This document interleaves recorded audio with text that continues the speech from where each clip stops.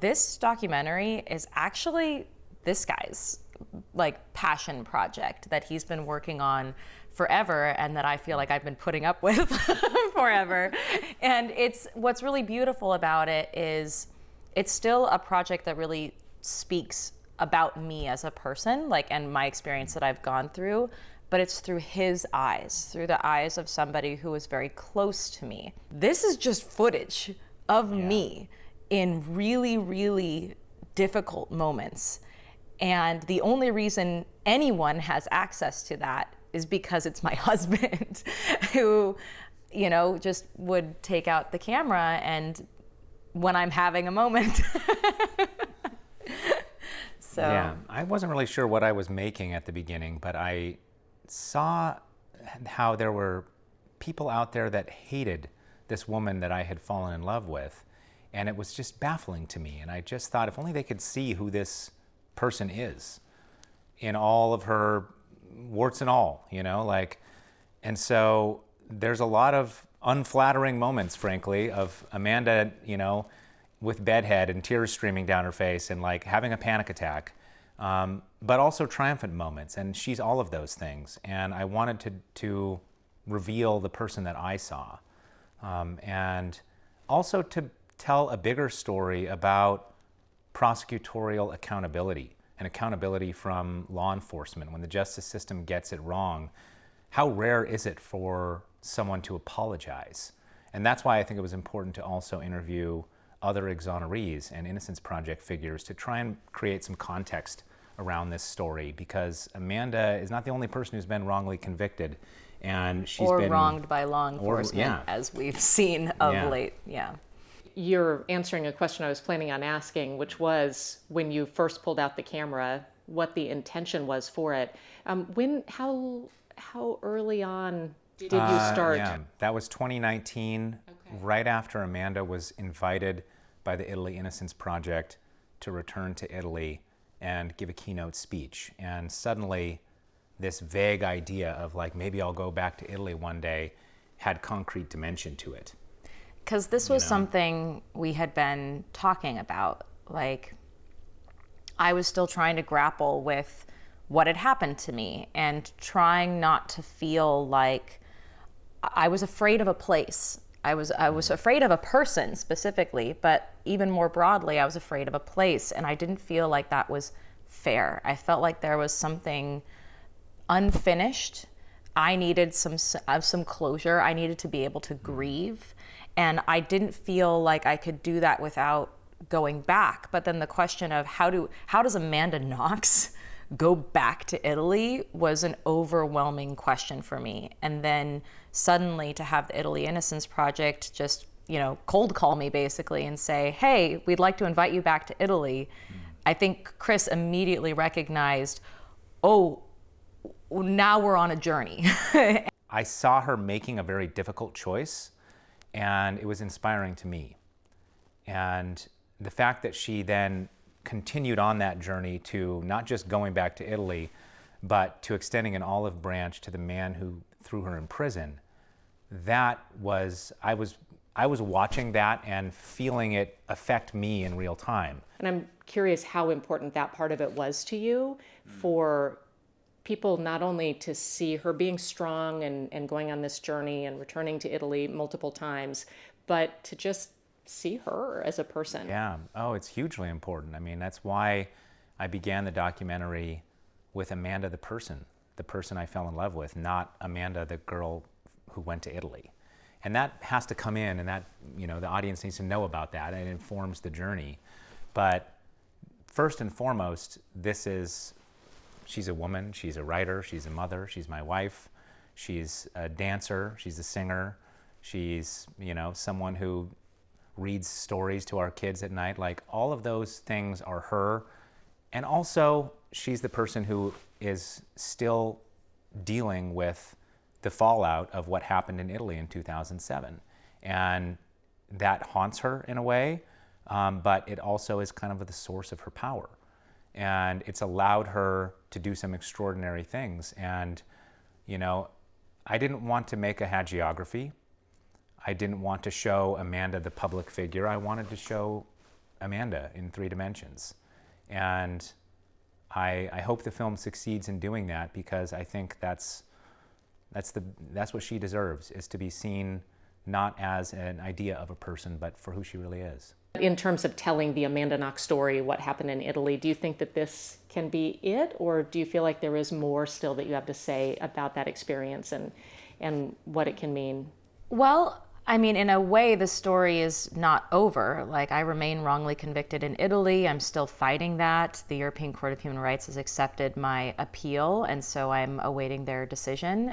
So the whole legal saga is not over 18 years later.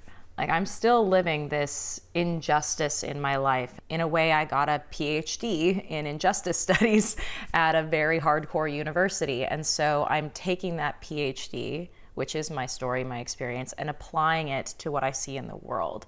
And so I'm not gonna like forget that. I think in the way that like these difficult experiences construct us, they're also a lens through which we can access the world and provide valuable insights. So I'm not going to limit myself in the future to pretending that part of me doesn't exist anymore. What can you share about where that face-to-face with Manini, where it fits in everything else? I think the big thing that I discovered was how going through this experience of confronting somebody and wanting something from them, realizing what I had to give.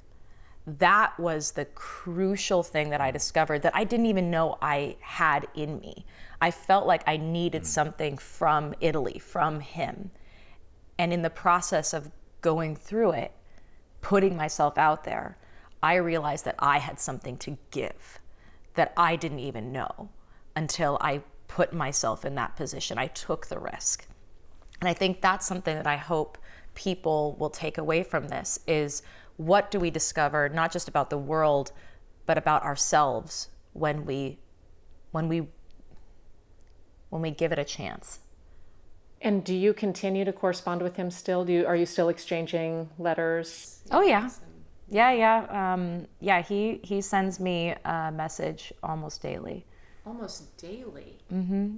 And it's not like he's pouring his heart out daily. Sometimes it's just like, oh, I saw this YouTube video and I thought you might appreciate it, like something like that.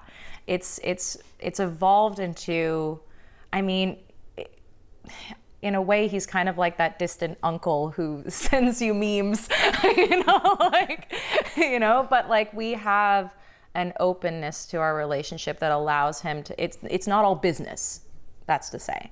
It's a relationship that is based upon a sense of mutual trust. In the documentary, I feel like there seems like affection for you from him.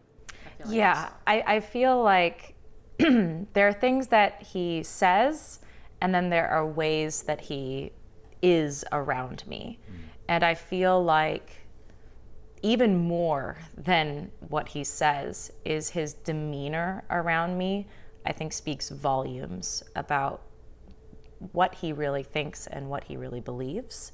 And so even now, like looking back on that footage, it's incredible, the stark difference between the man in the courtroom and the man who sits down next to me. And they're both the same person. How important was it for you as a mother to go through this for your kids? And as soon as I became pregnant, I was stricken with the realization that my traumatic experience was still inside me alongside my daughter. And I felt like I was poisoned and I needed to get the poison out of me. I had to be okay for her. And I was just afraid of unintentionally passing on my grief to her. And so I really felt like it became really urgent for me to confront my past when I became pregnant with my daughter, so that I could be I could be more future focused and more her focused, as opposed to still grappling with the hurt that was inside me. And then the kids became a part of this journey as well, because they accompanied us to Italy. And, you know, when Eureka was born, Amanda shared a photo from the delivery room of her holding our infant daughter with Giuliano Menini before anyone in the world knew we had even had a child outside of our close family. And that act of intimacy and trust was crucial in the early phases of building a relationship that allowed them to meet face to face. And so, you know, the kids also helped build that bridge for her. I just was wondering if you could share a little bit about the importance of music in your life and how it got you through that time, and the way you have then woven it into the documentary. In prison, it became a comfort to me. I was in isolation for 8 months, and so I didn't have anyone to talk to. And so I sang to myself to keep myself company in those long, long, lonely hours, as I was waiting for all the adults in the room to figure out that I was innocent. And that's actually how most of the prison got to know me, was they heard my voice before they ever met me. And that included my very best friend in the prison, the chaplain, Don Saulo. And he, also being a very musical person, he invited me that was the bridge that brought us together, was our mutual love of music and his understanding that being able to play on a keyboard in his office or play guitar for mass was deeply meaningful to me. It was a way for me to retain something of myself inside prison. You have found ways to lean into who you are and what we all either know or believe about you, and trying to make the world a better place through your experiences. Is there any hope that this documentary will satiate some of the fascination with you? I feel like the goal of the film is talking about this bigger purpose, which is, when you've been harmed, what do you do about it?